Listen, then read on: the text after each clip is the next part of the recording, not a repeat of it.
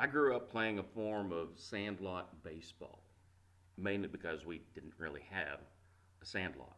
We had our front yard, which was huge.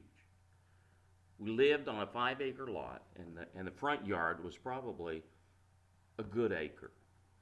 Anyway, my two brothers and myself, along with many of the kids in the neighborhood, would sometimes get together to play our version of baseball. You had to share gloves between teams at times. The bases were whatever we could find: books, boards, bricks. And you'd try to not hit the ball over the pasture fence, because that would certainly cause the game to come to a screeching halt while everyone looked through the weeds, which were about as tall as I was, and you had to find the ball in order to keep playing. At the same time that we were playing our version of sandlot baseball, many of these same kids were playing in Little League. And in Little League, they had grown up coaches and parents in the stands and uniforms and a real umpire. These organized team sports also included an element that was missing from sandlot variety of baseball: practice, training, coaching, learning the rules of the game, and the fundamentals of throwing and catching, and fielding grounders, and sliding, and bunting, and on and on. I was never really involved in Little League, but my brother was.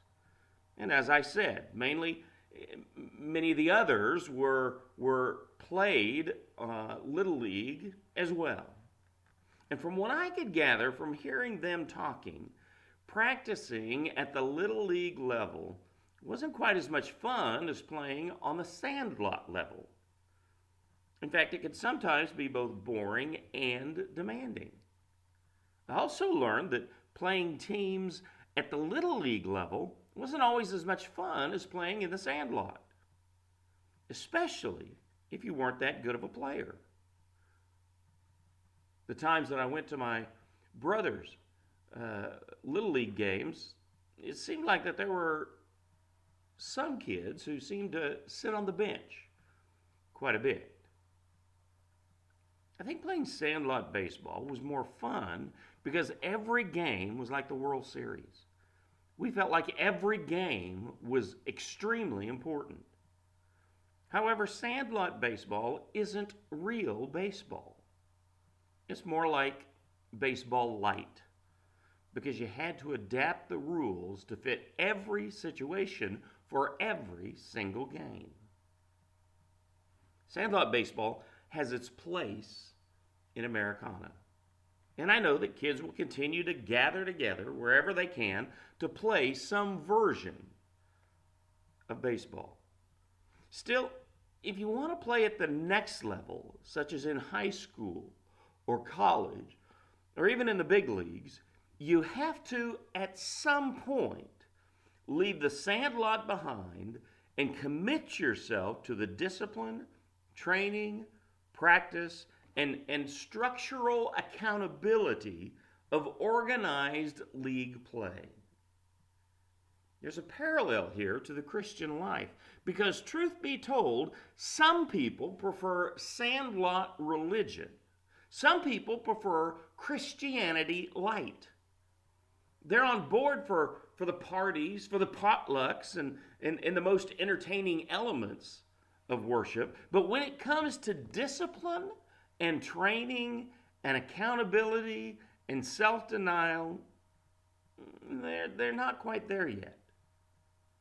There's an old joke about the preacher who, when a few in his congregation began complaining that his sermons were too demanding, he said, if you don't want to hear the gospel preached on Sunday morning, maybe you should try the church down the street where they preach sermonettes for Christianettes. Now, our goal here at this church is not to raise up Christianettes.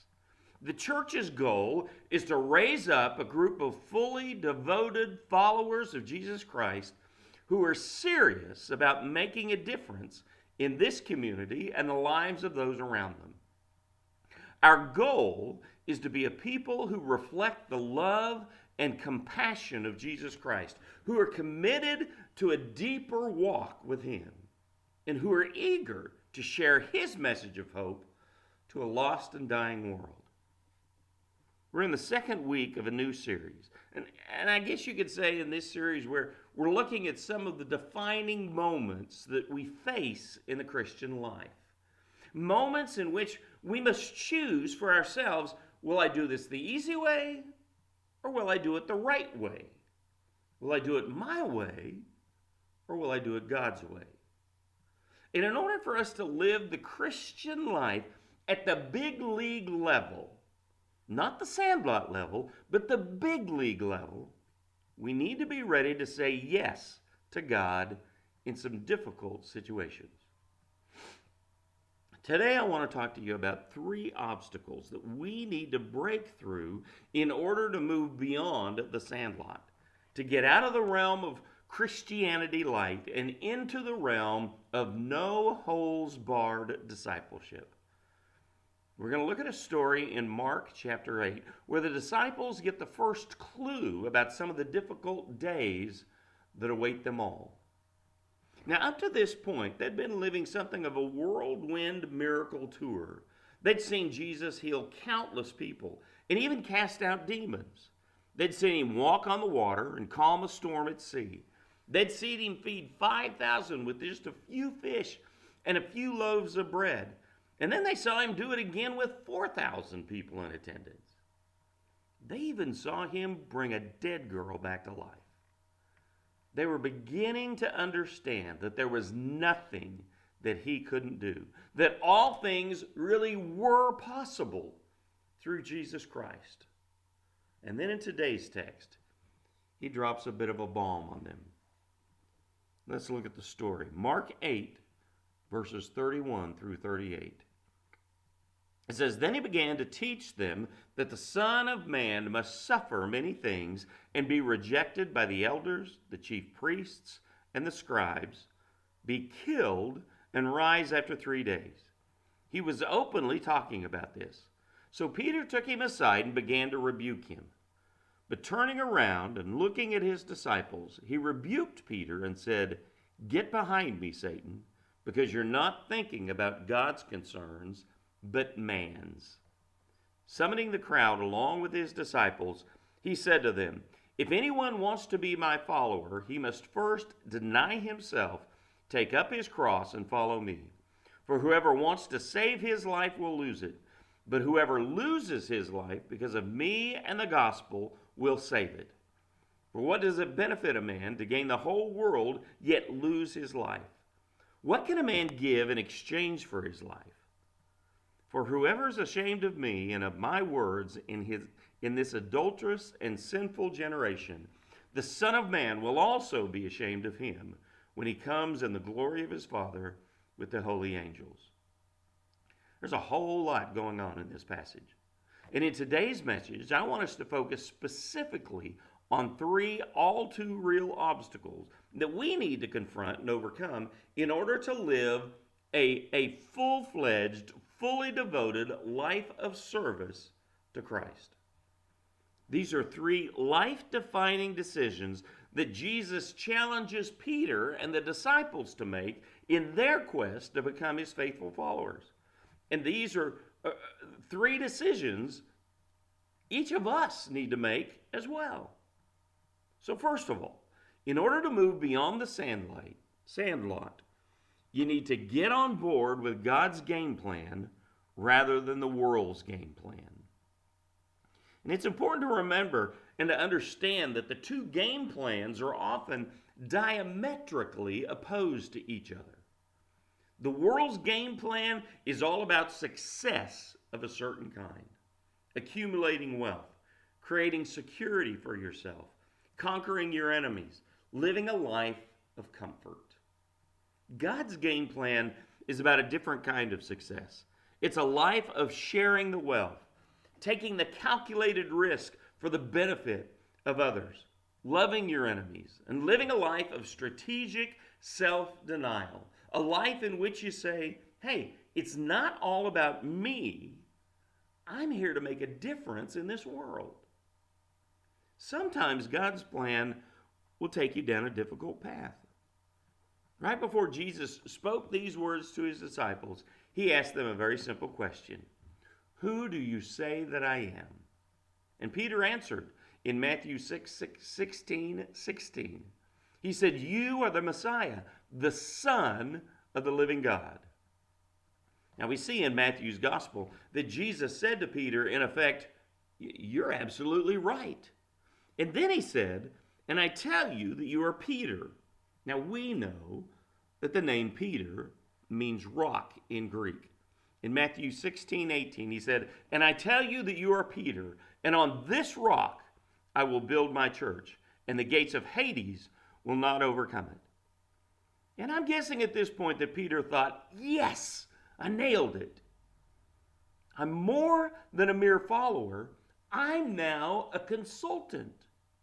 And I'm guessing that Peter probably cast a quick glance at the other disciples as if to say, Did you hear that part about building the church on me? And then in the very next scene, Jesus spoke to Peter again. This time, however, Jesus had told them that he would soon be put to death. And Peter, the consultant, pulled Jesus aside and said, No, Lord, this is never going to happen. And then Mark tells us in verse 33, we read it here a little earlier, but turning around and looking at his disciples, he rebuked Peter and said, Get behind me, Satan, because you're not thinking about God's concerns, but man's. Now, Matthew's gospel goes far beyond, or goes so far as to say that Jesus said to Peter, You are a stumbling block to me. And I'm guessing at this point that the other disciples were probably thinking, Gee, Peter, it sounds like Jesus just called you Satan. Peter's mistake here was that he was hanging on to the world's plan for success. Let's accumulate wealth and power. Let's conquer our enemies. Let's live the good life. And he was missing out on God's plan, which is we're not here to live the good life. We're here to live a great life to change the world no matter the cost. And Jesus said to Peter, and I love how this is phrased in the King James Version. In Mark 8:33, he says, For thou savorest not the things that be of God, but the things that be of men. In every endeavor, we need to ask ourselves, whose model am I seeking to follow? The world's model of a good life or God's model of a great life?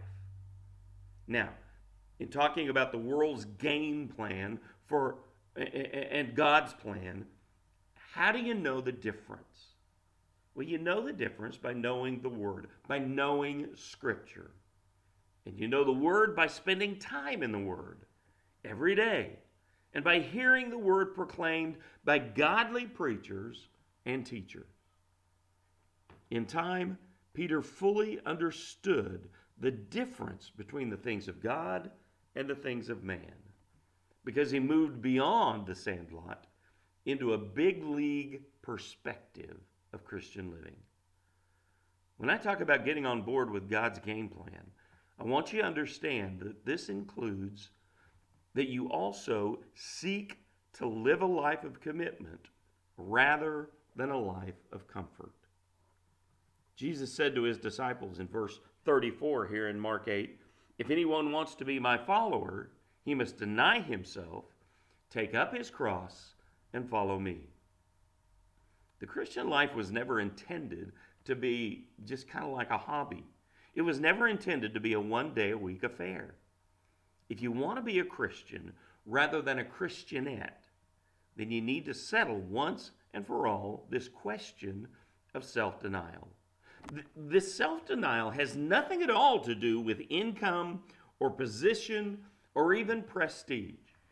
It has everything to do with what drives you to do whatever it is that you do. Now, way back in the olden days, and by that I'm referring primarily to the Middle Ages, not when we were just younger, there developed the idea that if you wanted to really be spiritual, you should wear a shirt made of hair with the hair on the inside. That's because hair against your skin all day is really, really uncomfortable. And if you're willing to put up with hair against your skin all day, then you must be really spiritual. Now, I've never worn a hair shirt. I have purchased a few sweatshirts at some discount stores, and after they were washed, they kind of felt like sandpaper, but it's not really the same effect. This is not the self-denial that Jesus was talking about. The self-denial that Jesus is talking about goes more along the lines of when you want to get even with another person, you extend grace to them instead. When you want to buy some unnecessary trinket for yourself, you give the money to missions instead. When you want everyone in your family to do things your way, you decide to bring their wants and needs into consideration. It has nothing at all to do with beating yourself with a cat o' nine tails. It has everything to do with putting your wants and needs on the back burner and giving thought to all those around you. When Jesus said that you must deny yourself, he was saying that we must make it our motto day in and day out to say, Lord, not my will, but thy will be done. The ready for the big leagues believer is the one who says, Lord, it's not about me and what I want. It's about you and what you want to do through me to be a blessing to others and to bring glory to your name. This is an obstacle that every serious disciple must confront. Is my commitment to doing God's will greater than my desire to live a life of comfort? And that brings us to the third obstacle that we must be willing to confront. To move out of the realm of Christianity light, you need to build your life on what matters most in eternity rather than what seems to matter most in the moment. Jesus said in verse 36, "For what does it benefit a man to gain the whole world, yet lose his life?" The whole world may seem to matter most in the moment. Do I have the right car? Is my income level enough to survive till I die? Am I moving up the ladder the way I want? Is my life as easy as it can be? If you accomplish all these things, you gain the whole world. But there's a better way to approach your life. To spend your life nurturing your soul, developing your spiritual values and priorities, and basing all you do on those principles. It means being able to say, I could have bought a bigger boat, but I built a well in Africa instead. I could have spent enough time on the golf course in order to perfect my game, but I spent that time with my kids, helping them build a future for themselves. I could have watched every episode of How It's Made, but I spent that time serving others. This isn't about never allowing yourself to watch TV or never allowing yourself to play a round of golf. But it is about consistently choosing to make first things first in your schedule, putting at the top of the list those things which matter for all eternity. We can all watch TV and enjoy a little recreation every now and then, but our life shouldn't be defined by diversion. It shouldn't be defined by what you do in the moment. Instead, you can build your life on what matters for eternity. If you want to move beyond the sandlot and live the Christian life at the big league level, then you need to be aware that these three obstacles stand in your way. And they come down to one simple principle: self-denial. It's a willingness to put God's plan, God's purpose, and God's priorities ahead of everything else. A willingness to say no to yourself and yes to Jesus every day of your life. I wish I could say that it's as easy and as simple as putting on a hairy shirt and just dealing with the discomfort. But it goes much deeper than that. It involves surrendering your heart fully to the Lordship of Jesus Christ every moment of every day. Life will tempt you to live out your life like it's a sandlot game. Let's make this fun. Let's make it entertaining and easy and as easy as possible. Life will tempt you to make your Christian life resemble something like Christianity light, a low-calorie version of the real thing. But God is calling each of us to a deeper level of commitment, a big league level of commitment, in which we say, God, I'm not here to gain the world or to find the easy way or to chase after my own dreams. I want to do your will, your way. As you grow in the knowledge of His Word, and as you give Him first place in every aspect of your life, He will lead you from the sandlot into the major leagues.